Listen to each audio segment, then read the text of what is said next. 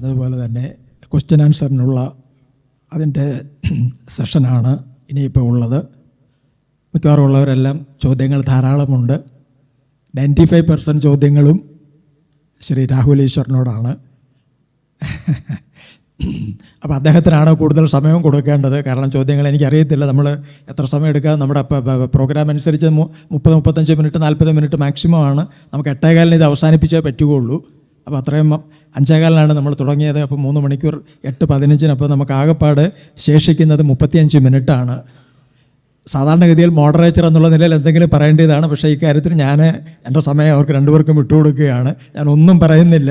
ഇതെല്ലാം കേട്ട് നമ്മളെല്ലാവരും കൂടുതൽ അനുഭവങ്ങൾ അല്ലെങ്കിൽ കൂടുതൽ ഇതിനെക്കുറിച്ച് ഉൾക്കാഴ്ചയുള്ളവരായി തീർന്നു എന്നുള്ളൊരൊറ്റ സ്റ്റേറ്റ്മെൻറ്റ് മാത്രം പറഞ്ഞ് മോഡറേറ്ററുടെ കമൻറ്റ് ഞാനിവിടെ അവസാനിപ്പിക്കുകയാണ്.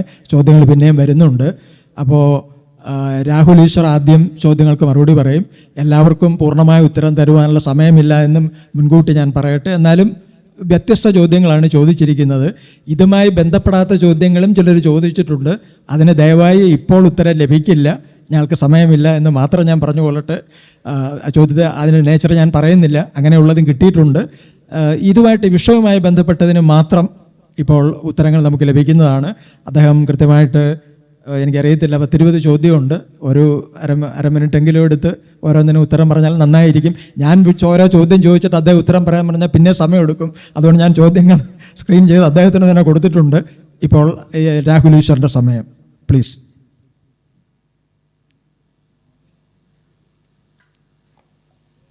ഞങ്ങൾ ശ്രീനാരായണ ഗുരുവിൽ വിശ്വസിക്കുന്നവരാണ്. ശ്രീനാരായണ ഗുരുദേവൻ പറയുന്നത് വാദിക്കാനും ജയിക്കാനുമല്ല, അറിയാനും അറിയിക്കാനുമാണ് സംവാദങ്ങളതാണ്. പക്ഷേ ഈ സംവാദത്തിൽ ഞാനൊരു ഓഫർ മുമ്പോട്ട് വെക്കുകയാണ്. ഞാൻ ഈ സംവാദത്തിൽ തോറ്റു എന്ന് പരസ്യമായി സംവദിക്കാനും അദ്ദേഹം പറയുന്നതാണ് ശരിയെന്ന് അക്സെപ്റ്റ് ചെയ്ത് അദ്ദേഹത്തിൻ്റെ കൂടെ കൂടാനും തയ്യാറാണ്. ഒരൊറ്റ ചോദ്യത്തിന് അത്രയും അദ്ദേഹം പറയുകയുണ്ടായി, ഇന്ത്യയിലൊരു കോടതി ഖുറാൻ ബാൻ ചെയ്തു, ഖുറാൻ്റെ വേഴ്സ് ബാൻ ചെയ്തു. നിങ്ങൾ കേട്ട് കാണും. അത് ഏത് കോടതിയാണെന്നൊന്ന് പറയാം. എൻ്റെ സമയമാണ്, ഞാൻ ആ സമയം ത്യജിച്ചുകൊണ്ട് അദ്ദേഹത്തിന് വേണ്ടി വെയിറ്റ് ചെയ്യാം. ഇന്ത്യയിൽ ഏത് കോടതിയാണ് ഖുറാൻ ബാൻ ചെയ്തത്?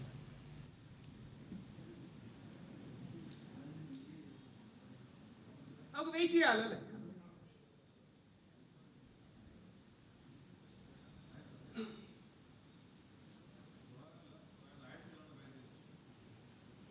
എൻ്റെ വസ്തുത അങ്ങനെയല്ല. അദ്ദേഹം പറഞ്ഞു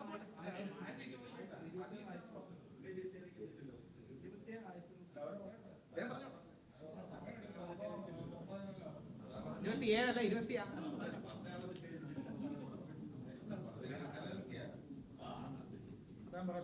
അദ്ദേഹം പറയട്ടെ.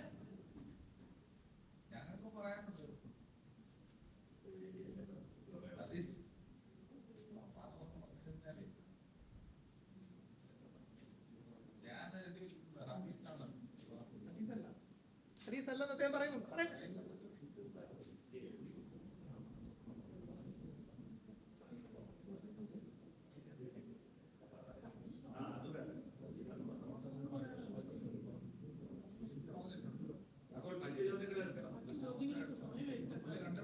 അല്ല, ഈ ചോദ്യങ്ങളെല്ലാം എനിക്കുണ്ട്. എൻ്റെ സമയം ഞാൻ അദ്ദേഹത്തിന് കൊടുക്കുകയാണ്. കിട്ടിയല്ലോ പറയട്ടെ.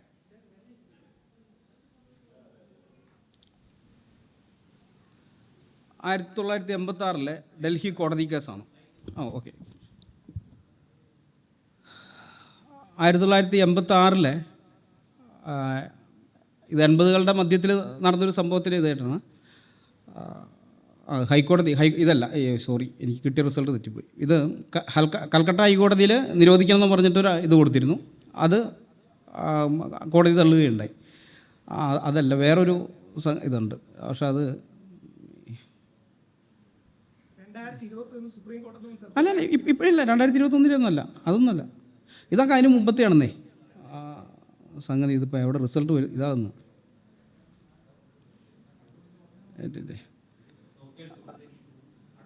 അത് ഞാൻ പറഞ്ഞ അടുത്ത ചോദ്യം ചോദിക്കാം. നോക്കി എടുത്തോളുക, ഞാൻ ഉത്തരം പറയാം. ഇനി എന്താ യഥാർത്ഥത്തിൽ സംഭവിച്ചതെന്ന് പറഞ്ഞാൽ 2021 വസീം റിസ്വി എന്ന് പറയുന്ന, എനിക്ക് പേഴ്സണലി അറിയാവുന്ന, ഞങ്ങളോടൊക്കെ ചർച്ചയ്ക്കിരിക്കാറുള്ള ഒരു വ്യക്തി ഒരു PAയിൽ കൊടുത്തു. മുസ്ലിം നാമധാരിയാന്നേ ഉള്ളൂ. 26 വേഴ്സസ് ഖുറാനിന്ന് റിമൂവ് ചെയ്യണമെന്ന്. സുപ്രീം കോടതിയുടെ ഉത്തരവ് എന്താണെന്നറിയാമോ? അയാൾക്ക് 50,000 രൂപ ഫൈൻ അടിച്ചു. അതാണ് സുപ്രീം കോടതി യഥാർത്ഥത്തിൽ ചെയ്തത്. ഇതിൻ്റെ പ്രശ്നം എന്താ അറിയാമോ? അദ്ദേഹം തന്നെ പറഞ്ഞതുപോലെ മുഖ്യധാരയിൽ പലപ്പോഴും ഇടുമ്പോൾ ഇസ്ലാമോഫോബിയ എന്ന് പറയും. അതുകൊണ്ട് വാട്സപ്പിൽ നമുക്ക് പലപ്പോഴും ഇടാം. ഈ വാട്സപ്പ് യൂണിവേഴ്സിറ്റി നമ്മുടെ നാടിൻ്റെ ഒരു വലിയ പ്രശ്നമാണ്. ഈ വാട്സപ്പ് യൂണിവേഴ്സിറ്റിയിൽ നമ്മൾ പെട്ടുപോകരുത്. വാട്സപ്പ് യൂണിവേഴ്സിറ്റിയിൽ അർത്ഥസത്യങ്ങൾ കൊണ്ട് യഥാർത്ഥ സത്യത്തെ മറച്ചു വെച്ച് അങ്ങനത്തെ പ്രൊപ്പഗാൻഡ ഉണ്ടാക്കുന്നതാണ്. പലരും അതിൽ വീണ് പോകുന്നതാണ്. ഞാനൊരു വ്യക്തിയെ മോശമായിട്ട് പറയില്ല. എൻ്റെ അമ്മയടക്കം, എൻ്റെ അമ്മ പേര് മല്ലിക നമ്പൂതിരി എന്നാണ്, യോഗക്ഷേമ സഭയുടെ ബ്രാഹ്മണ സഭയുടെ സംസ്ഥാന വനിതാ സെക്രട്ടറിയാണ്. കുറച്ച് വർഷങ്ങൾക്ക് മുമ്പ് അമ്മ എന്നോട് പറഞ്ഞു, ഗോഡ്സെ ഗാന്ധിജിയെ കൊന്നത് സഹി ഇട്ടിട്ടാണ്. ഞാൻ പറഞ്ഞു, എന്തു പറ്റി അമ്മേ? അത് പാകിസ്ഥാനിൽ നിന്ന് ബംഗ്ലാദേശ് വരെ ഒരു റോഡ് ഉണ്ടാക്കാൻ ഗാന്ധിജി പെർമിഷൻ കൊടുത്തു, അങ്ങനെയാണ് ഗോഡ്സെ കൊന്നത്. ഞാൻ പറഞ്ഞു, ഗാന്ധിജി PWD മിനിസ്റ്റർ ഒന്നും ആയിരുന്നല്ലോ അന്ന് റോഡ് ഉണ്ടാക്കാൻ കൊടുക്കാൻ. വാട്സപ്പിൽ ഓരോരുത്തരും ഓരോ ദിവസവും അടിച്ചു വിടുന്നത് നമ്മളെ പറ്റിക്കാനാണ്. ഇത് പലപ്പോഴും ഞാൻ അടക്കമുള്ള ആൾക്കാർ വീണു പോകാറുണ്ട്. ഇത് വെറും വാട്സപ്പ് യൂണിവേഴ്സിറ്റിയാണ്. യഥാർത്ഥത്തിൽ സുപ്രീം കോടതി സംഭവിച്ച അയാൾക്ക് 50,000 രൂപ ഫൈൻ അടിച്ചു കൊടുത്തു. നമ്മൾ എന്താന്ന് പറഞ്ഞാൽ ഇതൊരു സെൻസ് ഓഫ് ബാലൻസ് ഇല്ലാതെ കാണുന്നതിൽ അർത്ഥമില്ല. അപ്പോൾ അവിടെയാണ് അർത്ഥസത്യങ്ങൾ പറയുമ്പോൾ നമ്മൾ യഥാർത്ഥത്തിൽ യേശു ക്രിസ്തുവിനെ ചെറുതാക്കുകയാണ്. ഇനി അദ്ദേഹം ഈ പറഞ്ഞതിൻ്റെ പേരാണ് ഇസ്ലാമോഫോബിയ. ഇസ്ലാമോഫോബിയ എന്ന വാക്ക് പോലും അശ്ലീലമാണ്. കാര്യം ഇസ്ലാമോഫോബിയ ശരിയാണ്, അതിന് ന്യായീകരണം ഉണ്ടെന്ന് പറയുന്നതിൻ്റെ പേരാണ് ഇസ്ലാമോഫോബിയ. ഏതെങ്കിലും ഇല്ല, ഈ ചോദ്യങ്ങളിലേക്ക് തന്നെ വരികയാണ്. അപ്പോൾ അദ്ദേഹം പറഞ്ഞതിൻ്റെ കൃത്യമായ മറുപടി ആ ഇസ്ലാമോഫോബിയയുടെ അടിസ്ഥാനത്തിൽ പോകുന്നതിൽ അർത്ഥമില്ല. ഇനി പേരെഴുതിയിട്ടില്ല, അതുകൊണ്ട് പേര് വായിക്കുന്നില്ല കേട്ടോ. ഓരോരുത്തരുടെയും പേരെഴുതിയിട്ടില്ല. Rahul Easwar, why did Muhammad marry former wife of adopted son Zaid ibn Haritha? ഞാൻ എൻ്റെ ഏറ്റവും സിമ്പിളായിട്ട് മറുപടി പറയാം, കല്യാണം കഴിക്കാതിരിക്കുക കേട്ടോ, നമുക്കെന്തിൻ്റെ കേടാണത്? പുള്ളി കല്യാണം ഇതിനെക്കുറിച്ച് ഞാനിങ്ങനെ തമാശ പറയുന്നതേ ഉള്ളൂ. ഇതിനെക്കുറിച്ച് കുറച്ചുകൂടെ പണ്ഡിതോചിതമായ ഭാഷയിൽ വിവേകാനന്ദ സ്വാമി പറയുന്നുണ്ട്. യേശു ക്രിസ്തുവും പ്രവാചകൻ മുഹമ്മദ് നബിയും അവർ രണ്ടും മലകളാണ്, വലിയ പർവ്വതങ്ങളാണ്. അവർക്ക് പരസ്പരം അങ്ങോട്ടും ഇങ്ങോട്ടും സമ്മതിക്കുകയും അങ്ങോട്ടും ഇങ്ങോട്ടും അവരുടെ ആക്ഷൻസിനെ ചോദ്യം ചെയ്യാം. നമ്മളാകുന്ന സാധാരണക്കാർ ആ മഹാമേരുക്കളെ, ആ വലിയ പർവ്വതങ്ങളെ മോശമായി കാണിക്കുന്നതിൽ യാതൊരു അർത്ഥവുമില്ല. ചില ആൾക്കാർ തിരിച്ച് ഞങ്ങളോടും ചോദിക്കാറുണ്ട്, ശ്രീകൃഷ്ണൻ എന്തുകൊണ്ടാണ് 8 ഭാര്യ വരെ കഴിച്ചത്? ആ കാലമല്ലേ, 10,000 വർഷം മുമ്പ് ജീവിച്ചതല്ലേ. അന്നൊക്കെ എന്തിന് കഴിഞ്ഞ നൂറ്റാണ്ടിൽ എൻ്റെ മുത്തശ്ശന് 3 ഭാര്യമാരുണ്ടായിരുന്നു. എന്തിന് ഇപ്പോഴും കരുണാനിധിക്ക് 3 ഭാര്യമാരുണ്ട് തമിഴ്നാട്ടിൽ. ഇന്നത്തെ യാർഡ് സ്റ്റിക്സിനെ വെച്ച് ഇന്നലകളെ അളക്കുന്നതിന് എന്തെങ്കിലും വിഷയമുണ്ടോ എന്ന് നമ്മൾ ഓരോരുത്തരും ചിന്തിക്കണം. അതാണ്. അപ്പോൾ അതല്ല നമ്മുടെ വിഷയം എന്നുള്ളത് കൊണ്ടും അങ്ങനെ കല്യാണം കഴിച്ചുകൊണ്ട് ഒരാളെ മഹത്വം കൂടുന്നോ കുറയുന്നോ ഇല്ല എന്നുള്ളത് കൊണ്ടും ഇന്ന് ഗാന്ധിജി ജീവിച്ചിരുന്നെങ്കിൽ ഗാന്ധിജിയെ 18 വയസ്സിൽ താഴെ കല്യാണം കഴിച്ചതിന് പോക്സോ കേസിൽ അറസ്റ്റ് ചെയ്യാൻ പോലും ചാൻസ് ഉണ്ട്. കാര്യം ഗാന്ധിജിക്ക് 18 വയസ്സായില്ല. അത് ഇന്നത്തെ യാർഡ് സ്റ്റിക്കാണ്, അന്നത്തെ യാർഡ് സ്റ്റിക്ക് നോക്കരുത്. 2 സംവാദ വിഷയത്തിൽ ബൈബിളിൽ യേശു തന്നെയോ ഖുറാനിലെ ഈസ എന്നത് തിയോളജിയുടെ അടിസ്ഥാനമാണ്. എന്നാൽ രാഹുൽ ഈശ്വർ പറയുന്നത് ഹിസ്റ്റോറിക്കലി സെയിം ആണ്. ഹിസ്റ്റോറിക്കൽ ഇമ്പാക്ട് യേശു ക്രിസ്തുവിൻ്റെ കുരിശുമരണം ഉറപ്പിക്കുന്നു. രാഹുൽ തന്നെ പറയുന്നു. ജോസഫായി ചിലതിൻ്റെ ഈ കൈയക്ഷരത്തിൻ്റെ ഒരു പ്രശ്നമുണ്ട്. എൻ്റെ വിശ്വാസം യേശു ക്രിസ്തുവിൻ്റെ കുരിശുമരണത്തെക്കുറിച്ചാണ്. എൻ്റെ വിശ്വാസം യേശു ക്രിസ്തു കുരിശിൽ മരിച്ചു എന്നാണ്. അതിലോ അങ്ങനെ കാര്യം ഒരുപാട് ചരിത്രകാരന്മാർ സാക്ഷ്യപ്പെടുത്തുകയും സൂചിപ്പിക്കുകയും ചെയ്യുന്നുണ്ട്. ഖുറാൻ്റെ position, it was made to be appear so, അങ്ങനെ അപ്പിയർ ചെയ്യിച്ചു എന്നുള്ളതാണ്.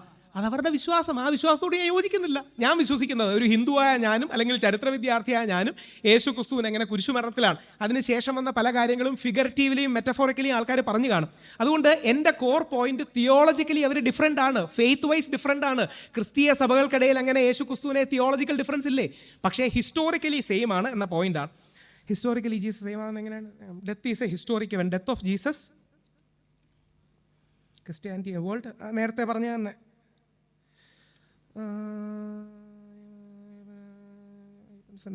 എനിക്കത് ഓക്കെ. രാഹുൽ ഈശ്വർ ശബരിമലയിലെ ശബരിമല സന്നിധാനത്തിൽ അയ്യപ്പനെതിരെയാണ് കല്ലെറിഞ്ഞത്. And the same person historically. എനിക്കത് മനസ്സിലാവും. രാഹുൽ ഈശ്വർ ശബരിമലയിലെ സന്നിധാനത്തിൽ അയ്യപ്പനെതിരെ കല്ലെറിഞ്ഞെന്ന് ആരെങ്കിലും പറഞ്ഞാൽ നിങ്ങൾ അംഗീകരിക്കുമെന്നുമല്ലോ ആയിരിക്കും ഉദ്ദേശിച്ചത്. എന്താ അത് ഉദ്ദേശം എനിക്ക് മനസ്സിലാവുന്നില്ല. 100% അംഗീകരിക്കില്ല. പക്ഷേ ഞാൻ രാഹുൽ ഈശ്വർ അല്ലാതാവില്ലതുണ്ട്. രാഹുൽ ഈശ്വർ ശബരിമലയിൽ ഒരു പ്രത്യേക ആക്ഷൻ ചെയ്തതിനെ ചില ആൾക്കാർ യോജിക്കും വിയോജിക്കും. ഞാൻ 10-21 ദിവസം ജയിലിൽ കിടന്നു. അതിനോട് യോജിക്കുന്നവരും വിയോജിക്കുന്നവരും കാണും. പക്ഷേ ഞാൻ തന്നെയല്ലേ ജയിലിൽ കിടന്നത്. അപ്പോൾ എനിക്ക് തോന്നുന്നു അതാണ് ക്വസ്റ്റ്യൻ്റെ ത്രസ്റ്റ് എന്ന്, അത് രണ്ടും ഒന്നാണെന്നുള്ളതാണ്. Early Christianity, antiquity, New Testament, history, ഈ വിഷയങ്ങളിൽ ഗവേഷണം നടത്തുന്ന ഒരു ചരിത്രകാരൻ അക്രൈസ്തവ ചരിത്രം ഉൾപ്പെടെ യേശു ക്രിസ്തു മരിച്ചു ക്രൂശിക്കപ്പെട്ടു എന്ന് അംഗീകരിക്കുമ്പോൾ മാത്രമാണ് അക്കാഡമിക്കിൽ എങ്ങനെ ശരിയാവും. എനിക്ക് തോന്നുന്നു ഇതിലെ ഒരു കുരിശുമരണം ഏറ്റവും പ്രധാന വ്യത്യാസമാണ്. ആ വ്യത്യാസത്തിൽ എൻ്റെ വിശ്വാസമാണ് പറയുന്നത്. ചരിത്രരേഖകൾ പ്രകാരമുള്ള എൻ്റെ ബോധ്യവും വിശ്വാസവും യേശു ക്രിസ്തുവിൻ്റെ കുരിശുമരണം നടന്നു എന്ന് തന്നെയാണ്. ആ കുരിശുമരണത്തിൽ ഉയർത്തെഴുന്നേറ്റു എന്നാണ് ഞാൻ വിശ്വസിക്കുന്നത്. അതുകൊണ്ടാണ് ഒരുപക്ഷെ ആ ദിവസം ഞാൻ എഴുതിയ പോസ്റ്റാണ് ഈ തർക്കത്തിന് ബേസ് ആയത്. അതിൽ നമ്മുടെ മുസ്ലിം സഹോദരങ്ങളുടെ നിലപാടിനോട് ബഹുമാനപുരസരം വിയോജിക്കുന്നു. പക്ഷേ അവർ യേശുവിനെയും കന്യാമറിയത്തെ ആദരിക്കുന്നത് വളരെ സന്തോഷത്തോടെ സ്വീകരിക്കുന്നു. ഒരു ചരിത്രകാരൻ ഫാക്റ്റിനെ കുറിച്ചുള്ള തെറ്റായ എക്സ്പ്ലനേഷൻ ഉണ്ടായി തിരിച്ചറിയുക. ഫാക്റ്റും എക്സ്പ്ലനേഷനും ഒന്നാണെന്ന് അംഗീകരിച്ച് ജീവിക്കാമോ? എനിക്ക് തോന്നുന്നു ആ ഫാക്റ്റ് ഒന്നാണ്, എക്സ്പ്ലനേഷനും ഇൻ്റർപ്രിറ്റേഷനും വ്യത്യാസമാകും. ഫാക്റ്റ് ഒന്നാണ്, എക്സ്പ്ലനേഷനും ഇൻ്റർപ്രിറ്റേഷനും വ്യത്യാസമാകും. ഉദാഹരണം, മഹാത്മാഗാന്ധിയെ വെടിവെച്ച് കൊന്നു എന്നുള്ള സത്യമാണ്. ചില ആൾക്കാർ ആധുനിക കാലത്ത് 4 വെടിയുണ്ടകൾ പോയി എന്ന് വാദിക്കുന്നവരുണ്ട്. ചില ആൾക്കാർ 3 വെടിയുണ്ടേ ഉള്ളൂ എന്ന് പോയി എന്ന് വാദിക്കുന്നവർ. രണ്ടായാലും നമ്മുടെ മഹാത്മാഗാന്ധിയെ ഗോഡ്സെ വെടിവെച്ച് കൊന്നു എന്നുള്ളത് ഒരു ഫാക്റ്റാണ്. പിന്നെ ഒരു കാര്യം കൂടെ ഓർക്കണം, 2000 വർഷം മുമ്പ് നടന്ന കാര്യമാണ്. ഇന്നത്തെ പോലെ എഴുത്തുകുത്തുകളില്ല, പ്രിൻറ്റിങ് രീതികളില്ല, ഡോക്യുമെൻറ്റേഷൻ രീതികളില്ല. അന്നത്തെ ചലഞ്ച് വളരെ വലുതാണ്. വ്യാഖ്യാന വ്യത്യാസം വരുന്നത് സ്വാഭാവികമാണ്. ഈ ചോദ്യം ബിനോയാണ് ചോദിക്കുന്നത്. പേരെഴുതിയതിന് വളരെ സന്തോഷം. ശിവനോടാണ്. ലോകത്തിൻ്റെ പ്രധാനപ്പെട്ട 3 നിയമങ്ങളാണ് ലോ ഓഫ് നോൺ കോൺട്രഡിക്ഷൻ. അതിൻ്റെ നേർവിപരീതമായ 2 ക്ലെയിമിന് ഒരേ സമയം ശരിയാകാൻ സാധിക്കുകയുമില്ല. ഉദാഹരണത്തിൽ യേശു ക്രൂശിക്കപ്പെട്ടു എന്നുള്ളതും ക്രൂശിക്കപ്പെട്ടില്ല എന്നുള്ളതും ചരിത്രത്തിലെ ഫാക്റ്റിനെ നിഷേധിക്കുകയാണ്. എനിക്ക് തോന്നുന്നു ബിനോയുടെ അഭിപ്രായത്തോട് ഞാൻ യോജിക്കുകയാണ്. എൻ്റെ അഭിപ്രായത്തിൽ ഫാക്റ്റ് ക്രൂശിക്കപ്പെട്ടു എന്നുള്ളതാണ്. അത് മറ്റൊരു രീതിയിൽ വേറൊരാൾ വ്യാഖ്യാനിക്കുകയാണ് എന്നുള്ളതാണ് എൻ്റെ അതിലെ position. Which are the source materials you use for drawing your Jesus from Islamic sources? Which Quran you use out of 37 Qurans? See, ഖുറാനും വ്യത്യസ്ത രീതിയിൽ ഇൻ്റർപ്രിറ്റേഷൻസ് കാണാം. പരമാവധി അവരതിനെ കോഡിഫൈ ചെയ്യുന്നുണ്ട്. ഞാൻ പ്രധാനമായിട്ട് എടുത്തിരിക്കുന്ന സോഴ്സസ്, എന്നോട് ചോദിച്ചിരിക്കുന്നത് എന്താണ് എൻ്റെ സോഴ്സ് എന്നാണ്. എൻ്റെ 1ാമത്തെ സോഴ്സ് പോപ്പാണ്, 2ാമത്തെ സോഴ്സ് വത്തിക്കാൻ്റെ സഭകളാണ്, 3ാമത്തേത് ആംബിളിക്കൻ ബിഷപ്പാണ്, 4ാമത്തെ ഹാർവേഡ് യൂണിവേഴ്സിറ്റിയാണ്, 5ാമത്തെ യേൽ യൂണിവേഴ്സിറ്റിയാണ്. ഇവരെന്ന് പറയുമ്പം ബൈബിൾ അല്ലെന്നല്ല, ഇവർ ബൈബിളിനെ കുറിച്ച് പഠിച്ചെഴുതിയ, ഖുറാനെ കുറിച്ച് പഠിച്ചെഴുതിയ പുസ്തകങ്ങളാണ് അതിൻ്റെ ബേസ്. ഹസ്രത് ബാൽ പള്ളിയിൽ ഉണ്ടെന്ന് അതൊക്കെ എനിക്കറിയില്ല. ചില ആൾക്കാർ ഹസ്രത് ബാൽ പള്ളിയിൽ പറയുന്നു. ഇപ്പം നേരത്തെ അദ്ദേഹം പറഞ്ഞപ്പോൾ യേശു ക്രിസ്തു മരിച്ചില്ല, പിന്നീട് പെഹൽഗാമിൽ വന്നു എന്ന് വിശ്വസിക്കുന്ന ഒരു വിഭാഗം ആൾക്കാരുണ്ട്. അതായത് കാശ്മീരിലെ പെഹൽഗാമിൽ വന്നു. എനിക്കത് ശരിയാണെന്ന് തോന്നുന്നില്ല. പക്ഷേ ചില ആൾക്കാർ, എനിക്ക് തോന്നുന്നു ഇസ്ലാമിലെ ഒരു പ്രത്യേക സെക്റ്റാണ്, അവരുടെ പേര്, അതായത് അഹമ്മദിയ വിഭാഗം വിശ്വസിക്കുന്നത് പഹൽഗാമിലേക്ക് വന്നു. ഞാൻ അഹമ്മദിയയുടെ പരിപാടിയിലൊക്കെ പോകുന്നുണ്ട്. മുഖ്യധാര മുസ്ലിങ്ങൾ വിശ്വസിക്കുന്നതിൽ നിന്ന് വിഭിന്നമാണ് അഹമ്മദിയർ. അവരുടെ ഇടയിൽ ഒരു നോബൽ സമ്മാന ജേതാവൊക്കെ ഉണ്ടായിട്ടുണ്ട്. അഹമ്മദിയരെ പ്രധാനപ്പെട്ട പല സുന്നി വിഭാഗങ്ങളും തിയോളജിക്കലി അംഗീകരിക്കുന്നു ഇല്ല. അത് മറ്റൊരു വിഭാഗത്തിൻ്റെ സെക്റ്റ് മാത്രമാണ്, അല്ലെങ്കിൽ അവരുടെ കാഴ്ചപ്പാടാണ്. ബൈബിളിലെ യേശു പറഞ്ഞു നിൻ്റെ ഭാര്യയെ ഉപേക്ഷിക്കരുത്. ഖുറാനിലെ ഈശ ഈ വിഷയത്തിൽ പറയുന്നത് എന്താണ്? പിന്നെ ഒറ്റ കാര്യമേ ഇതിലുള്ളൂ, ബൈബിളും ഖുറാനും. ബൈബിള് യേശു സെൻട്രിക് ആണ്, ഖുറാൻ യേശു സെൻട്രിക് അല്ല. അപ്പോൾ അത്രയും ഡീറ്റെയിൽസ് അതിൽ കിട്ടില്ല. അതിൽ ഈ ഭാര്യയെ ഉപേക്ഷിക്കുന്നതിനെ കുറിച്ച് എന്തെങ്കിലും നിലപാടുണ്ടോ എന്ന് എൻ്റെ ഓർമ്മയിലില്ല. എൻ്റെ അറിവിൻ്റെ കുറവായിരിക്കും. ഈ വിഷയത്തിൽ കുറേ കൂടെ പഠിച്ച് അദ്ദേഹത്തിന് ഒരു വിഷയത്തിൽ കൃത്യമായി പറയാൻ കഴിയും. ഭാര്യയെ ഉപേക്ഷിക്കുന്നതിനെ കുറിച്ചുള്ള റെഫറൻസുകൾ എന്തെങ്കിലും ഉണ്ടോ എന്ന് പെട്ടെന്ന് എൻ്റെ ഓർമ്മയിലേക്ക് വരുന്നില്ല. ബൈബിൾ വ്യൂ വേഴ്സസ് ഖുറാൻ വ്യൂ എടുക്കുമ്പോൾ ബൈബിൾ പറയുന്നത് രക്ഷകൻ യേശുവ, അല്ലെങ്കിൽ ദൈവ രക്ഷയ്ക്ക് അയച്ചത്. ഇസ്ലാമിലെ ഈസയുടെ പേര് അവരുടെ ഭാഷയിൽ, ഈ പേര് പല ഭാഷയിലും ഉണ്ടല്ലോ, ജീസസ്, ഈശ, യേശുവ തുടങ്ങിയ പല പേരുകളും പറയുന്നുണ്ട്. ആ പേരുകൾ അന്നത്തെ അരാമിക് ഹീബ്രു ഭാഷയിലുള്ള പേരും 2 അവിടുത്തെ അറബി ഭാഷയിലുള്ള പേരുമാണ്. ആ പേരുകളിലെ വ്യത്യാസം ഭാഷാപരമായ വ്യത്യാസം മാത്രമാണ്. അറബിക്കിൽ ഈസയ്ക്ക് ദൈവത്തിൻ്റെ രക്ഷകൻ എന്ന അർത്ഥമില്ലാത്തത് അതൊരു സാധൂകരണമാണെന്ന് ഞാൻ വിശ്വസിക്കുന്നില്ല. ഏത് മതത്തിൻ്റെയും അടിസ്ഥാന പ്രമാണം രേഖയാണെന്ന് പറയുന്നത് അതിൻ്റെ ഗ്രന്ഥങ്ങളാണ്. ഉദാഹരണമായി ഹൈന്ദവർക്ക് അവിടെ ശ്രുതി ഗ്രന്ഥങ്ങളുണ്ട്, വേദങ്ങളാണ്. ഇസ്ലാമിന് അവിടെ പ്രമാണങ്ങളായ ഖുറാനും ഹദീസുകളും, ക്രിസ്ത്യാനികൾക്ക് ബൈബിളുമാണ്. ഏത് മതത്തിലെ മതനേതാക്കൾക്കും മതപണ്ഡിതന്മാർക്കും 2ാം സ്ഥാനമാണ് നൽകുക. ബൈബിളിലെ സത്യങ്ങൾക്ക് വിരുദ്ധമായി പോപ്പിന് ബൈബിളിനേക്കാളും അമിത പ്രാധാന്യം നൽകുന്നത്. ബൈബിളിനേക്കാൾ പ്രാധാന്യം പോപ്പിനുണ്ടെന്നല്ല, ഒരേ ബൈബിൾ തന്നെയല്ലേ നമ്മളെല്ലാം വായിക്കുന്നത്. ബൈബിളിൻ്റെ വ്യത്യസ്ത വേർഷൻസ് ഉണ്ട്. ആ വേർഷനെ കുറിച്ച് നിങ്ങൾ മനസ്സിലാക്കുന്നതും പോപ്പ് മനസ്സിലാക്കുന്നതും വെച്ചല്ലേ നമ്മൾ തർക്കിക്കുന്നത്. പോപ്പിന് ബൈബിളിനെ കുറിച്ച് അറിവ് കുറവുണ്ടെന്ന് ആർക്കും ഇവിടെ അഭിപ്രായമൊന്നുമില്ലല്ലോ. പോപ്പിന് ബൈബിളിനെ കുറിച്ച് കുറച്ച് അറിവ് കുറവാണ്, നമുക്ക് പഠിപ്പിച്ചു കളയാം എന്ന അഭിപ്രായം ആർക്കും ഇല്ലല്ലോ. അതുകൊണ്ട് ഒരേ ബൈബിളിനെ വെച്ച്, അല്ലെങ്കിൽ ഖുറാനെ വെച്ച്, യഥാർത്ഥത്തിൽ നമ്മുടെ ഡിബേറ്റ് ബൈബിളിനെ കുറിച്ചല്ല, ഖുറാനെ കുറിച്ചാണ്. നമ്മുടെ ഡിബേറ്റ് ഖുറാനിലെ യേശുവിനെ കുറിച്ചാണ്. അപ്പോൾ ആ ഖുറാൻ്റെ ബൈബിളിലെ യേശുവിൻ്റെ പരാമർശങ്ങളെക്കുറിച്ച് വ്യത്യസ്ത യൂണിവേഴ്സിറ്റികളും പോപ്പും പറഞ്ഞ നിലപാടുകളാണ്. എനിക്ക് തോന്നുന്നൊരു 4-5 കൂടെ ഉണ്ട്. Pre existence, creator, co equality with God. ദൈവശാസ്ത്രപരമായ വ്യത്യാസമുണ്ട്. സൃഷ്ടാവാണോ ദൈവമാണോ? ദൈവമായിട്ട് കാണുന്നില്ല. ഖുറാനിൽ യേശുക്രിസ്തുവിനെ ദൈവമായിട്ടോ ദൈവപുത്രനായിട്ടോ കാണുന്നില്ല എന്നുള്ളത് സത്യമാണ്. താങ്കളുടെ കൂടെ നടക്കുന്ന ഭാര്യ, മക്കൾ, ബന്ധുജനങ്ങൾ, കൂട്ടുകാർ എന്നിവ പറയുന്നു താങ്കളുടെ പേര് രാഹുൽ ഈശ്വർ ആണെന്ന്. 600 വർഷങ്ങൾക്ക് ശേഷം കൽക്കട്ടയിലെ ഒരു ഗ്രാമത്തിൽ ജനിച്ച മറ്റൊരാൾ പറയുന്നു താങ്കളുടെ പേര് ഷാഹുൽ എന്നാണ്. ഇതിലേത് സ്വീകരിക്കും? ഒരു സംശയമില്ല, രാഹുൽ ഈശ്വറും സ്വീകരിക്കും. എൻ്റെ പേര് അയാൾ തെറ്റി സ്പെല്ലിംഗ് പറഞ്ഞാണെങ്കിൽ ആ സ്പെല്ലിംഗ് അതല്ലെന്ന് പറഞ്ഞു കൊടുക്കും. പ്ലസ് എൻ്റെ അമ്മ എന്നെ കണ്ണൻ എന്നാണ് വിളിക്കുന്നത്, അതുകൊണ്ട് എൻ്റെ പേര് കണ്ണൻ അല്ലാതാവൂ. നമ്മുടെ പേരുകളിൽ വരുന്ന വ്യത്യാസം ആൾക്കാർ അഡ്രസ്സ് ചെയ്യുന്നതിൻ്റെ വ്യത്യാസങ്ങൾ മാത്രമല്ലേ. നരേന്ദ്രൻ എന്ന് വിളിക്കുന്നതും സ്വാമി വിവേകാനന്ദൻ എന്ന് വിളിക്കുന്നതും ഒരാളെ തന്നെയല്ലേ. ഈ വ്യത്യസ്ത പേരിൽ വിളിച്ചാൽ rose by any other name smell sweet എന്നുള്ളതാണ് അതിലെ അടിസ്ഥാന വസ്തുത. അതുകൊണ്ട് പേരിലെ വ്യത്യാസം ഒരു പ്രസക്തമായ പോയിന്റ് അല്ല. ചരിത്രപരമായി എന്ന നിലയിൽ സംവാദം മാറ്റാൻ രാഹുൽ ഈശ്വർ ശ്രമിക്കുമ്പോൾ മാറ്റാൻ ശ്രമിക്കുകയില്ല. ചരിത്രപരമാണ് സംവാദം. ദൈവശാസ്ത്രം വിശ്വാസത്തിനടിസ്ഥിതമാണ്. ഹിസ്റ്റോറിക്കലിയാണ് ഡിബേറ്റ്. ചരിത്രപരമായി എന്ന രീതിയിൽ സംവാദം മാറ്റാൻ രാഹുൽ ഈശ്വർ ശ്രമിക്കുമ്പോൾ യേശുവിനെ ഡേവിഡ് പുത്രൻ എന്ന് വിളിക്കുന്നത് ഈശായുടെ കുറ്റിയിൽ നിന്നുള്ളൊരു മുള പുറപ്പെടും എന്ന പ്രവചനത്തിൻ്റെ നിവൃത്തിയാണ്. ആയിരിക്കാം, അല്ലെന്നാരും പറയണില്ല. പക്ഷേ ഡേവിഡിൻ്റെ സണ്ണെന്ന് വിളിക്കുന്നത് ഹിസ്റ്റോറിക്കൽ എന്നതിനേക്കാൾ ഫിഗറേറ്റീവ് ആണ്, സിംബോളിക് ആണെന്നാണ്. യേശുവിനും 1000 വർഷം മുമ്പല്ലേ ദാവീദ് ജീവിച്ചിരുന്നത്. അപ്പം ദാവീദിൻ്റെ അല്ലെങ്കിൽ ഡേവിഡിൻ്റെ സണ്ണാണെന്ന് പറയുന്നത് യേശു ക്രിസ്തു ഡേവിഡിൻ്റെ മോനാണെന്നോ അർത്ഥം? ആ അർത്ഥത്തിലല്ല എന്നുള്ളതാണ്. പേരെഴുതിയിട്ടില്ല, അതുകൊണ്ടാണ്. ബൈബിൾ യേശുവിൻ്റെ സമകാലിക ചരിത്രം ആയിരിക്കെ ചരിത്ര വിവരണങ്ങൾക്ക് നൂറ്റാണ്ടുകൾക്ക് ശേഷം ഖുറാൻ ചരിത്രപുരുഷനായ യേശുവിനെക്കുറിച്ചുള്ള തെറ്റായ വിവരണമാണോ എന്നാണ് താങ്കളുടെ വാദം. തെറ്റായ വിവരണമാണെന്നല്ല, വ്യത്യസ്തമായ വിവരണമാണെന്നാണ് വാദം.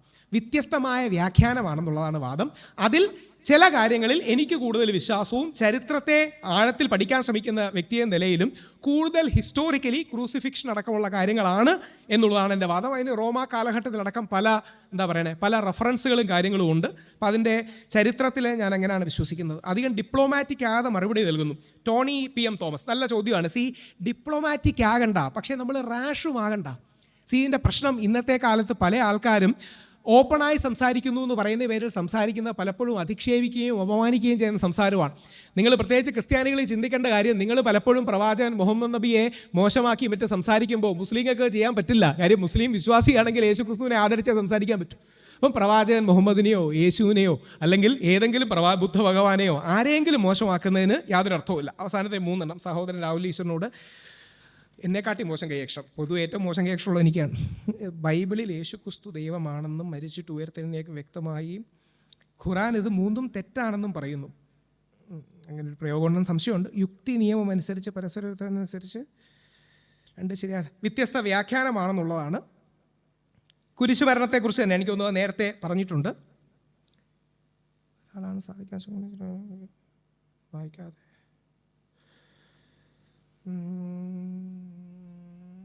സത്യം പറഞ്ഞാൽ ചിലത് വായിക്കാനുള്ളൊരു പ്രശ്നമുണ്ട്. ശരി, എനിക്ക് തോന്നുന്നു how can Jesus and Isa be the same? How can Jesus and Isa be the same when they have different historical background, name and personalities? They don't have different historical backgrounds. They have a very similar historical backgrounds, narrated differently. They have the same name, which is in different languages. They have very similar kind of personality, which is narrated differently. They are only theologically different. And let me come to my conclusion. ദൈവത്തെ ഓർത്ത് അർത്ഥസത്യങ്ങളിൽ പെട്ടല്ല നമ്മൾ പോകേണ്ടത്. നേരത്തെ ശ്രീ അനിൽകുമാർ അയ്യപ്പൻജി കറക്റ്റായി പറഞ്ഞതുപോലെ cherry പിക്കിങ്ങിൻ്റെ അടിസ്ഥാനത്തിൽ നമ്മൾ പോകുന്നതിന് യാതൊരു അർത്ഥവുമില്ല. ആ പോയിന്റ് കൂടെ പറഞ്ഞ് അവസാനിപ്പിക്കുകയാണ്. എന്തുകൊണ്ടാണ്? അദ്ദേഹം തന്നെ പറയുകയാണ്, ഈ അള്ളാഹുവിൻ്റെ മക്കളാണ് എന്നൊന്നുമല്ല, അള്ളാഹുവിൻ്റെ പെൺമക്കളല്ല മന്നത്തും അല്ലൂസയും ഒക്കെ. അങ്ങനെയാണ് എന്ന് ചില ആൾക്കാർ പറയുന്നത് തെറ്റാണെന്നാണ് ഖുറാൻ പറയുന്നത്. അല്ലാതെ ഖുറാനിൽ അള്ളാഹുവിന് 3 പെൺമക്കളുണ്ടെന്നല്ല പറയുന്നത്. അവിടെയാണ് ആ വരി മാത്രം എടുത്തിട്ട് അതിന് മുമ്പത്തെയും പിമ്പത്തെയും വരികൾ നോക്കാത്തതിൻ്റെ പ്രശ്നമാണ്. അപ്പോൾ അതുകൊണ്ട് അതായത് കൃത്യമായി പറയുന്നത് ആ വരികളിലൂടെ ഈ 3 പേർ അള്ളാഹുവിൻ്റെ ഡോട്ടേഴ്സ് അല്ലെങ്കിൽ അള്ളാഹുവിനോട് ഏതെങ്കിലും രീതിയിൽ പങ്കുപറ്റുന്നവരല്ല എന്നാണ് അതിൽ ഉദ്ദേശിക്കുന്നത്. ഇനി അദ്ദേഹം പറഞ്ഞ ഒരു പോയിന്റിൽ എടുത്തുകൊണ്ട് ഞാൻ നിർത്താം. അദ്ദേഹം ആ വാദഗതിയിൽ ഞാൻ മറ്റൊരു സ്ത്രീയുടെ പേര് പരാമർശിച്ചിട്ടില്ല എന്ന് പറഞ്ഞപ്പോൾ അദ്ദേഹം പറയുകയാണ്, സ്ത്രീയാണെന്ന് നേരിട്ട് പറയാൻ പറ്റില്ല, പക്ഷേ അവർ ദേവതമാരാണല്ലോ. അത് ഇൻ്റലക്ച്വൽ ഡിസോണസ്റ്റിയാണ്. ഇപ്പോഴും ഞാൻ അദ്ദേഹത്തോട് പറയുന്ന കാര്യം അവസാനം 2 വാദം പറഞ്ഞ് അവസാനിപ്പിക്കുകയാണ്. ഇന്ത്യയിലെ ഒരു കോടതിയും ഖുറാൻ ബാൻ ചെയ്യാൻ പറഞ്ഞിട്ടില്ല. അതൊരു വാട്സപ്പ് യൂണിവേഴ്സിറ്റി ഫോർവേഡാണ്, അതിൽ വീണ് പോകരുത്. അങ്ങനെ ഖുറാൻ ബാൻ ചെയ്യണമെന്ന് പറയുന്ന വ്യക്തിക്ക് 50,000 രൂപ ഫൈനാണ് ഇന്ത്യയിലെ സുപ്രീം കോടതി 2021 ഇട്ടത്. അദ്ദേഹം ഏതെങ്കിലും ഒരു ഖുറാൻ ബാൻ ചെയ്തു എന്ന് ഉള്ളൊരു വിധി കാണിച്ചു തരാമെങ്കിൽ ഞാൻ പരസ്യമായി ആ സംവാദത്തിൽ തോറ്റു എന്ന് സമ്മതിക്കുകയും ചെയ്യാം. 2, യേശുക്രിസ്തു നമ്മുടെ എല്ലാം കോമൺ ലെഗസിയാണ്, കോമൺ ചരിത്രമാണ്. അതിനെ ഒരു വിഭാഗത്തിലേക്ക് ഒതുക്കാതെ എല്ലാ വിഭാഗങ്ങളിലേക്കും പ്രസരിപ്പിക്കാനും പ്രവഹിപ്പിക്കാനും റേഡിയേറ്റ് ചെയ്യാനും കഴിയട്ടെ. ആ യേശുവിൽ നമുക്ക് സമവായവും സാഹോദര്യവും സന്തോഷവും സമാധാനവും കണ്ടെത്താനും കഴിയട്ടെ.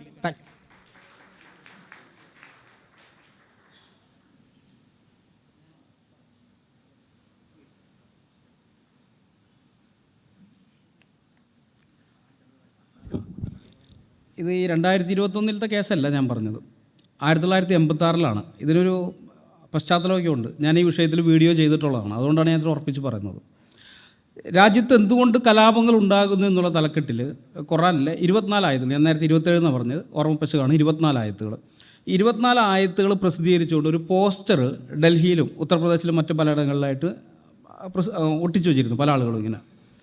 അപ്പോൾ അതിൻ്റെ പേരിൽ ഈ പോസ്റ്ററിൻ്റെ പുറകിലുള്ള ആൾക്കാർ ആരാണെന്ന് പോലീസ് അന്വേഷിക്കുന്നു. എന്നിട്ട് 2 പേര്, ഇന്ദ്രസേൻ ശർമ്മ, രാജ്കുമാർ ആര്യ എന്ന് പറയുന്ന 2 പേർക്കെതിരെ പോലീസ് കേസെടുത്തു.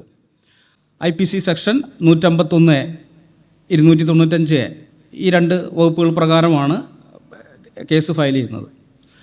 അവസാനം 86 July 31 Delhi metropolitan magistrate ES ലോഹത്ത് പുറപ്പെടുവിച്ച വിധിന്യായത്തിലാണ് ഞാൻ ഈ പറഞ്ഞ സംഗതി വരുന്നത്. അതായത് ഇവർ ഈ പോസ്റ്ററിൽ 24 ആയത്തുകൾ കൊടുത്തിട്ടുണ്ട്. 24 ആയത്തുകൾ കൊടുത്തിട്ട് ഇതെല്ലാം ഞാൻ നേരത്തെ കുറച്ച് ആയത്തുകൾ വായിച്ചല്ല, അതുപോലെയുള്ള ആയത്തുകളാണ്. അത് വായിച്ചിട്ട് അവർ പറഞ്ഞിരിക്കുന്ന സംഗതി പോസ്റ്ററിൽ ഇങ്ങനെയാണ് പിന്നെ പറഞ്ഞത്, ഇത്തരത്തിലുള്ള മറ്റ് നിരവധി ആയത്തുകൾ ഇതിലുണ്ട്. ഇവിടെ ഞങ്ങൾ 24 ആയത്തുകൾ മാത്രമാണ് ഉദ്ധരിച്ചിട്ടുള്ളത്. ശത്രുത, വിദ്വേഷം, വെറുപ്പ്, വഞ്ചന, തട്ടിപ്പ്, കലഹം, കൊള്ള, കൊലപാതകം എന്നിവ പ്രോത്സാഹിപ്പിക്കുന്ന കൽപ്പനകളാണ് ഈ ആയത്തുകൾ നൽകുന്നത് എന്നത് വ്യക്തമാണ്. അതുകൊണ്ടാണ് ഈ രാജ്യത്തും ലോകത്തിൻ്റെ മറ്റ് ഭാഗങ്ങളിലും മുസ്ലിങ്ങളും അമുസ്ലിങ്ങളും തമ്മിൽ കലാപം നടക്കുന്നത്. ഖുർആൻ മജീദിലെ മേൽപ്പറഞ്ഞ 24 ആയത്തുകളിൽ മറ്റ് മതവിശ്വാസികൾക്കെതിരെ പോരാടാൻ മുസ്ലിങ്ങളോട് കൽപ്പിക്കുന്നു. ഈ ആയത്തുകൾ ഖുർആനിൽ നിന്ന് നീക്കം ചെയ്യാത്തിടത്തോളം കാലം, പ്രത്യേകം ശ്രദ്ധിക്കണം, പോസ്റ്ററിലുള്ളതാണ്, ഈ ആയത്തുകൾ ഖുർആനിൽ നിന്ന് നീക്കം ചെയ്യാത്തിടത്തോളം കാലം രാജ്യത്തെ കലാപങ്ങൾ തടയാൻ കഴിയില്ല. അപ്പോൾ ഈ പോസ്റ്റർ വന്നു കഴിഞ്ഞപ്പോൾ മുസ്ലിങ്ങൾ സ്വാഭാവികമായിട്ട് പ്രശ്നമുണ്ടാക്കി. ഭയങ്കര ആ സമയത്ത് ഇതായിരുന്നു, ഭയങ്കര പ്രശ്നമൊക്കെ ആയി. അപ്പോൾ പോലീസ് അറസ്റ്റ് ചെയ്തു. അത് കഴിഞ്ഞിട്ട് കോടതിയിലേക്ക് ഈ കേസ് വരികയാണ്. ഡൽഹി മെട്രോപൊളിറ്റൻ ജുഡീഷ്യൽ കോടതിയിലേക്ക് വരികയാണ്. അവിടെ വെച്ച് വന്നു കഴിഞ്ഞപ്പോൾ ആദ്യം പ്രോസിക്യൂഷൻ വാദിച്ചത് ഇങ്ങനെയുള്ള ആയത്തുകളൊന്നും ഖുറാനിലില്ല എന്നാണ്. ഇല്ലാത്ത ആയത്തുകളാണ് ഇവർ പോസ്റ്ററിൽ അടിച്ചതെന്നാണ്. പക്ഷേ ഇവർ പ്രതികൾ സമ്മതിച്ചൊന്നുമില്ല, അവർ കൃത്യമായിട്ട് പറഞ്ഞല്ലോ ഉള്ള ആയത്തുകളൊക്കെ തന്നെയാണ്. അപ്പോൾ കോടതി എന്തെന്ന് വെച്ച് കഴിഞ്ഞാൽ ഇസ്ലാമിക പണ്ഡിതന്മാരെ, അവിടെയുള്ള പല ഇസ്ലാമിക വിഭാഗക്കാർക്കും നോട്ടീസ് അയച്ചു. ഈ വിഷയത്തിൽ വന്നിട്ട് നിങ്ങളുടെ നിലപാട് വ്യക്തമാക്കണം, ഇത് ഖുറാനിൽ ഉള്ള ആയത്തുകളാണോ അല്ലയോ. കാരണം ഇവർക്ക് ജഡ്ജിക്ക് അറബി അറിയില്ലല്ലോ, അപ്പോൾ അറബിയിലുള്ള സാധനമാണോ അല്ലയോ എന്ന് പറയണമെന്നും പറഞ്ഞിട്ട് ഒരൊറ്റ ആൾ പോലും വന്നില്ല. ഇസ്ലാമിക പക്ഷത്തു നിന്നേ കോടതി സമൻസ് അയച്ചിട്ട് ഒരൊറ്റ ആൾ പോലും വന്നില്ല എന്നുള്ളതാണ് വസ്തുത. അപ്പോൾ ഇവർ പ്രതികൾ വേറെ നിവൃത്തിയില്ല, അവരാണല്ലോ നിരപരാധിത്വം തെളിയിക്കേണ്ടത്. അവർ ഈ അവിടുത്തെ മുഹമ്മദ് ഫാറൂഖ് ഖാൻ എന്ന് പറയുന്ന ആൾ പരിഭാഷപ്പെടുത്തിയ ഖുറാൻ്റെ കോപ്പി കൊണ്ടുവന്ന് ഹിന്ദിയിലുള്ള കോപ്പി കൊടുത്തു. അപ്പോൾ ഇത് കോടതി ഹിന്ദിയിൽ വായിച്ചെങ്കിലും പറയും അറബി എങ്ങനെയാണെന്ന് എങ്ങനെ അറിയാൻ പറ്റും, ഹിന്ദിയിൽ ഇങ്ങനെയുണ്ട്, ഇത് അറബി എങ്ങനെയാണെന്ന് അറിയാം. വീണ്ടും വിളിച്ചു, ഇവരാരും വന്നില്ല എന്നുള്ളതാണ്. പിന്നെ അത് കഴിഞ്ഞിട്ട് വേറെ ചില പണ്ഡിതന്മാരെയൊക്കെ, അതായത് ഇസ്ലാമിക പണ്ഡിതന്മാരല്ലാത്ത അറബിയൊക്കെ അറിയാവുന്ന ആളുകൾ, മുസ്ലിങ്ങളല്ലാത്തവർക്ക് അറബി അറിയാമല്ലോ, അപ്പോൾ അങ്ങനെയുള്ളവരൊക്കെ കോടതി കൊണ്ടുവന്ന് അവിടെ ചോദിച്ചു കഴിഞ്ഞപ്പോൾ അവർ പറഞ്ഞു ഇത് മൂലഭാഷയിലുള്ള കാര്യമാണ്, അത് അങ്ങനെ തന്നെയാണ് പരിഭാഷപ്പെടുത്തി വെച്ചിരിക്കുന്നതെന്ന് പറഞ്ഞു. അപ്പോൾ അങ്ങനെ വന്നു കഴിഞ്ഞപ്പോഴാണ് കോടതി ഈ നിലപാട്, ഇവരുടെ നിലപാടെന്താണ്, ഈ ആയത്തുകൾ ഖുറാനിൽ നിന്ന് നീക്കം ചെയ്യാത്തിടത്തോളം കാലം ഈ രാജ്യത്ത് സമാധാനം ഉണ്ടാവില്ല, ഇത് നീക്കം ചെയ്യണമെന്നുള്ളതാണ്. അതിൻ്റെ പേരിലാണ് ഇവരെ അറസ്റ്റ് ചെയ്തിരിക്കുന്നത്. അപ്പോൾ കോടതി പറഞ്ഞ് ഇവർക്കെതിരെ കേസെടുക്കാൻ പറ്റില്ല, ഇവരുടെ നിലപാട് ശരിയാണെന്ന് പറഞ്ഞു. മനസ്സിലായോ? 1986 വിധി.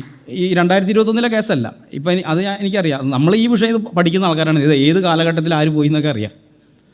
അപ്പോൾ ഈ ഞാൻ പറഞ്ഞത് കൃത്യമായിട്ട് ഇതുണ്ട്. അതായത് ഇവരുടെ നിലപാട് ശരിയാണെന്ന് കോടതി പറഞ്ഞു, പക്ഷേ വിധി പുറപ്പെടുവിച്ചില്ല.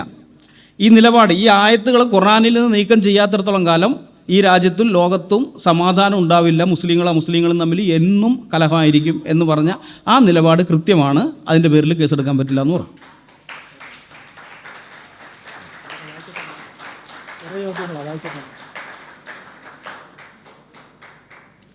ഒന്ന്, ബൈബിളിൽ യേശുവിൻ്റെ അർത്ഥം യഹോവ രക്ഷിക്കുന്നു, ഖുറാനിൽ ഈസയുടെ അർത്ഥം കഴുതയുടെ ശുക്ലം എന്നല്ലേ വിശദീകരിക്കാമോ എന്നാണ്. അല്ല, ഇതിനെക്കുറിച്ച് പല പണ്ഡിതന്മാരുടെ അഭിപ്രായമുണ്ട്. ഇതിൻ്റെ ഡിക്ഷണറികളൊക്കെ നോക്കിയപ്പോൾ ഡിക്ഷണറിയിലൊന്നും കൃത്യമായിട്ട് അർത്ഥം കണ്ടില്ല.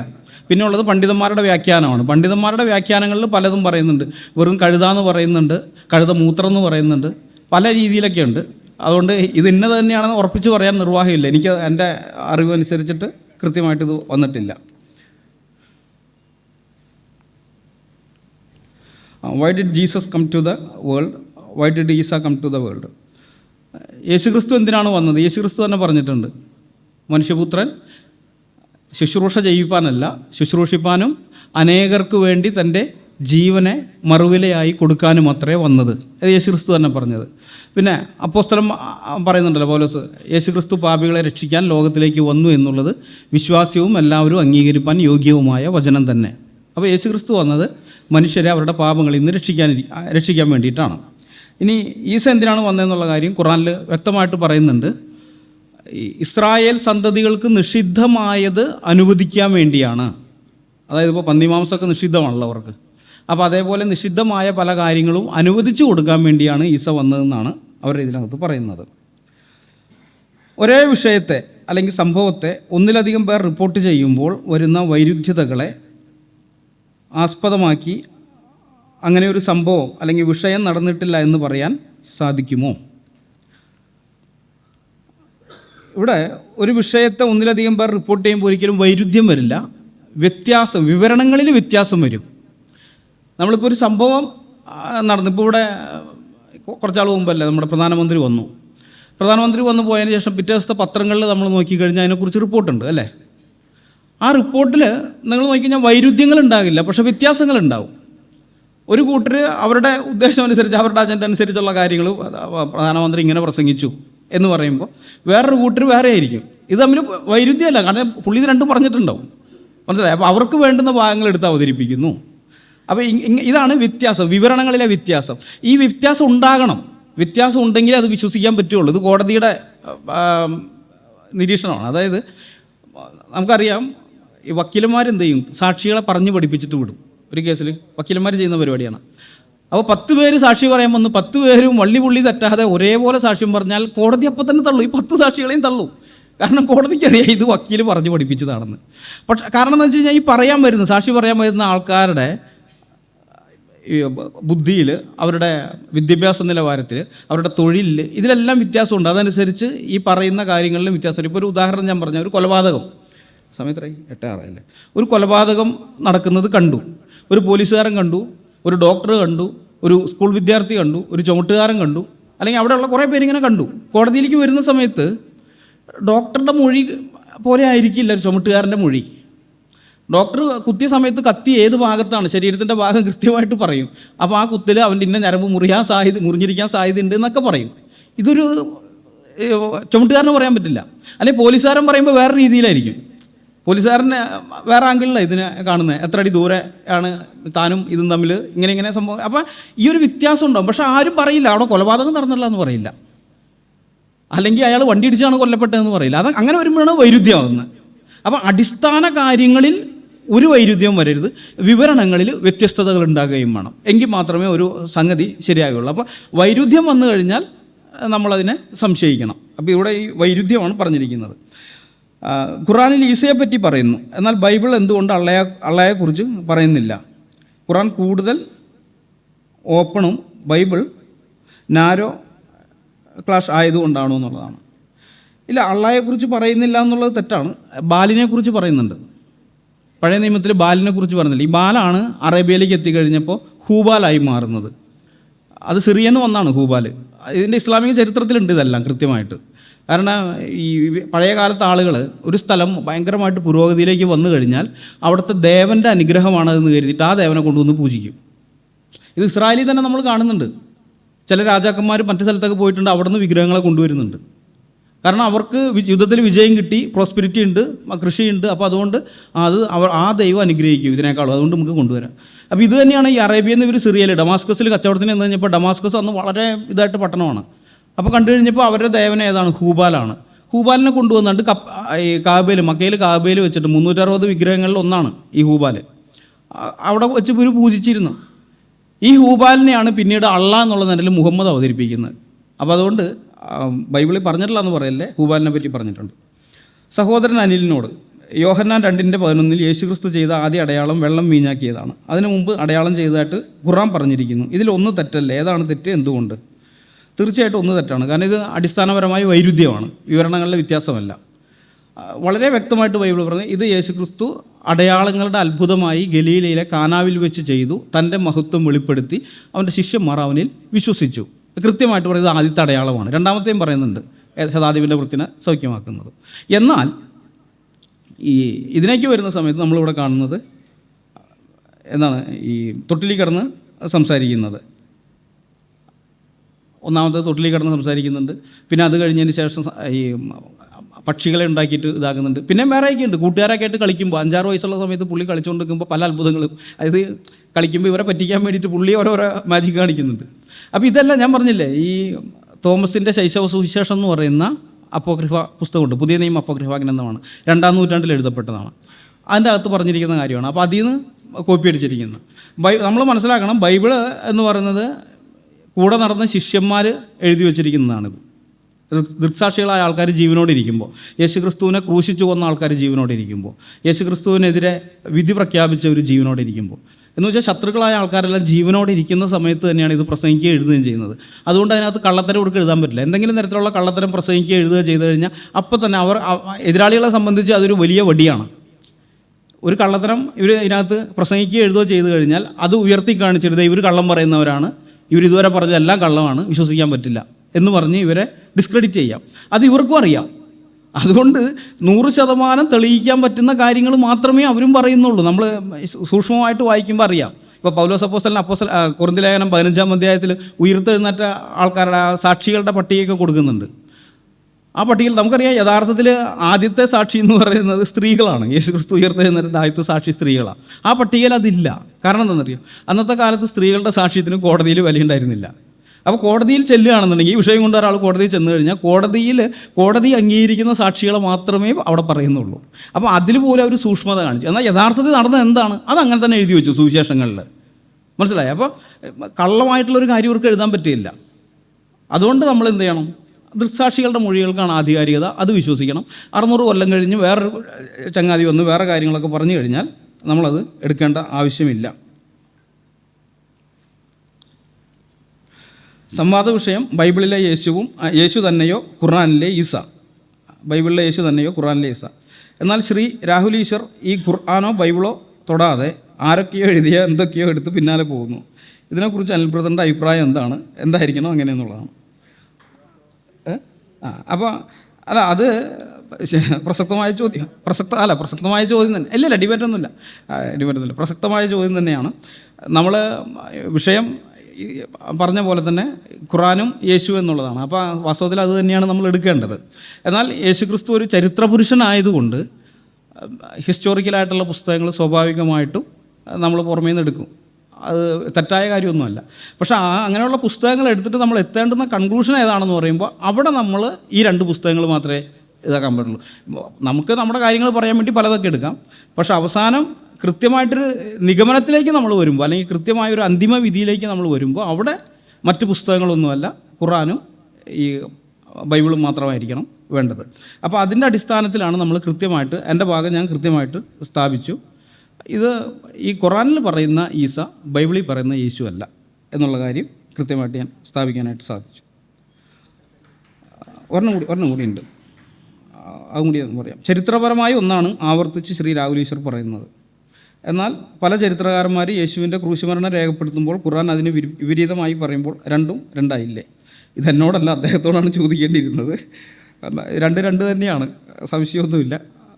രണ്ടാണ്. കാരണം അടിസ്ഥാനപരമായ കാര്യങ്ങളിൽ തന്നെ നിഷേധമാണ്. എന്തിനാണ് വന്നതെന്നുള്ള കാര്യത്തിൽ നിഷേധമാണ്, എങ്ങനെയാണ് മരിച്ചതെന്നുള്ള കാര്യത്തിൽ നിഷേധമാണ്, എന്ത് ശുശ്രൂഷ ചെയ്തതിനെ, അതിലെല്ലാം ഇതാണ്.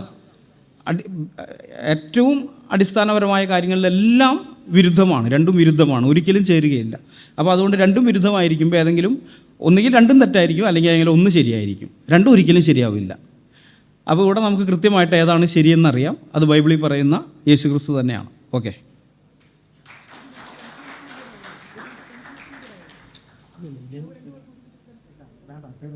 Please please please please. ഏതാണ്ട് 3 മണിക്കൂറായി. നമ്മൾ സമയബന്ധിതമായി തീർക്കുകയാണ്. 8:15 ഔദ്യോഗികമായിട്ട് നന്ദി പ്രകടനം ബാലസുബ്രഹ്മണ്യൻ നിർവഹിക്കും. വളരെ ചുരുക്കമായി ഞാൻ നോക്കുകയായിരുന്നു. നമ്മൾ സാധാരണ ഇങ്ങനെയൊക്കെയുള്ള സംവാദങ്ങൾ തുടങ്ങുമ്പോൾ ഉള്ള അത്രയും ആളുകൾ തന്നെ ഏതാണ്ട് ഇവിടെ ഉണ്ട്. ഞാൻ എല്ലാവരോടും ഒറ്റ വാക്കിൽ നന്ദി പറയുന്നു. എങ്ങനെ നന്ദി പറയണമെന്ന് എനിക്കറിയത്തില്ല. നിങ്ങളെല്ലാവരും വളരെയധികം സഹകരിച്ചു. പിന്നെ ചോദ്യങ്ങളൊക്കെ നമുക്ക് നമ്മുടെ ഈ കൺസ്ട്രൈൻസിൻ്റെ ഇടയിൽ ഇങ്ങനെ എഴുതി വാങ്ങിച്ച് ഉത്തരം പറയാനുള്ള സമയമേ ഉള്ളായിരുന്നു. അല്ലാതെ ഒരു നേരിട്ടുള്ള ചോദ്യങ്ങൾ ചോദിക്കാനുള്ള അവസരം ഇല്ലാതായിപ്പോയി. ആരുടെയെങ്കിലും എന്തെങ്കിലും ചോദ്യങ്ങൾ മിസ് ചെയ്തിട്ടുണ്ടെങ്കിൽ മോഡറേറ്റർ എന്ന നിലയിൽ ഞാൻ ക്ഷമാപണം നടത്തുന്നു. നിങ്ങൾക്ക് തുടർന്നും കാരണം ഒരു ഡിബേറ്റും അവസാനിക്കുന്നില്ല. ഒരു ഡിബേറ്റ് കഴിഞ്ഞാൽ പിന്നീട് നമുക്ക് അടുത്തതിനുള്ള വകയായി. എന്തായാലും നമ്മളിവിടെ വന്നതുപോലെയല്ല, ഒരുപാട് ഇൻഫർമേഷൻ നമുക്കിവിടെ കിട്ടിയിട്ടുണ്ട് 2 സൈഡിൽ നിന്നും എന്ന് ഞാൻ പൂർണ്ണമായിട്ട് മനസ്സിലാക്കുന്നു. മോഡറേറ്റർ എന്നുള്ള നിലയിൽ ഞാൻ അവരെ 2 പേരെ ഒന്ന് ആദരിക്കാൻ ആഗ്രഹിക്കുകയാണ്. അത് ബൈബിൾ സൊസൈറ്റി ഓഫ് ഇന്ത്യ ഏറ്റവും പുതുതായിട്ട് ന്യൂ ടെസ്റ്റ്മെൻറ്റ് പ്രസിദ്ധീകരിച്ചിട്ടുണ്ട്. നിങ്ങൾ ഇങ്ങനെ ഒരു ന്യൂ ടെസ്റ്റ്മെൻറ്റ് പലരും കണ്ടു കാണുകയില്ല. ഇത് ഏതാണ്ട് ഒരു റീഡേഴ്സ് ഡൈജസ്റ്റിൻ്റെ പരുവത്തിൽ ഇത് ന്യൂസിലൻഡ് ബൈബിൾ സൊസൈറ്റി പ്രസിദ്ധീകരിച്ചിരിക്കുന്ന ന്യൂ ടെസ്റ്റ്മെൻറ്റ് ബൈബിളാണ്. അത് ഗുഡ് ന്യൂസ് ബൈബിളിൻ്റെ ആ ഒരു വേർഷനാണ്. ഇത് യൂത്തിൻ്റെ ഇടയിൽ വളരെ പോപ്പുലറായിട്ടിരിക്കുകയാണ് ഇപ്പോൾ. ഇടയ്ക്കിടയ്ക്ക് നല്ല ഹൈലൈറ്റ് ചെയ്തും ചാപ്റ്റർ കൊടുത്തുമൊക്കെയുള്ള വളരെ ഈസി റീഡബിൾ, വളരെ നമ്മൾ ലവബിൾ ആയിട്ടുള്ള ഒരു പുതിയ വെർഷൻ ന്യൂസിലൻഡ് ബൈബിൾ സൊസൈറ്റി ഇത് കേരള ബൈബിൾ സൊസൈറ്റിക്ക് തന്ന് പ്രസിദ്ധീകരിച്ചിരിക്കുന്ന 2 പുതിയ നിയമത്തിൻ്റെ കോപ്പിയാണ്. നിങ്ങളുടെ എല്ലാവരുടെയും അനുവാദത്തോടു കൂടി ഞാൻ അവർക്ക് 2 പേർക്കും ഇത് കൊടുക്കുകയാണ്.